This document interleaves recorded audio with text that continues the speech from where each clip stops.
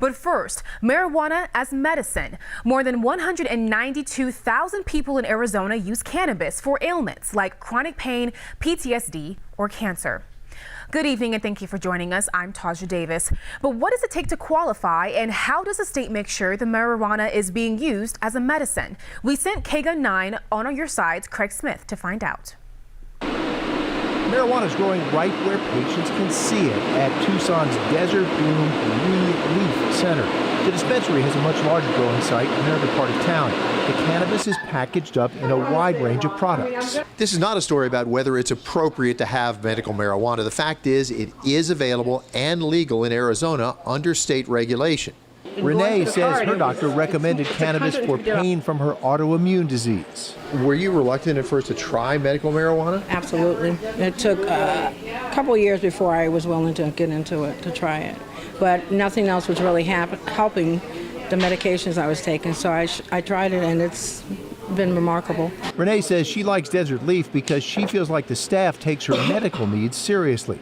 Before she could buy it, she had to convince the state of Arizona to give her a medical marijuana card. First, she had to convince a doctor. She had one of 13 conditions covered by Arizona's medical marijuana law. Chronic pain is the most common complaint by far. Almost 88% of patients say pain is their problem. Cancer patients are second with 2.18% of the patient population. Post-traumatic stress disorder is third at 1.24%. David Urigoyen is not a doctor, but through Natural Healing Care Center, he connects patients with doctors who do the exam the state requires for a medical marijuana card. The doctors are often naturopathic doctors, licensed by the state as physicians who specialize in natural remedies.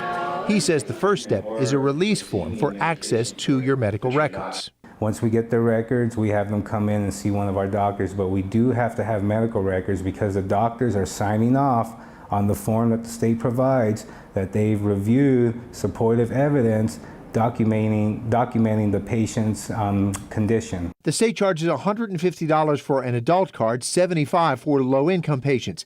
Fees for the screening can vary from doctor to doctor. Belle says she got her card to treat migraines and pain. I really had an easy time getting my card. I just had to get all the medical information to them, and then we went over what I was getting the card for, and then I paid for it, and about 2 weeks later, I got my card in the mail. Craig Smith, KGUN 9 on your side.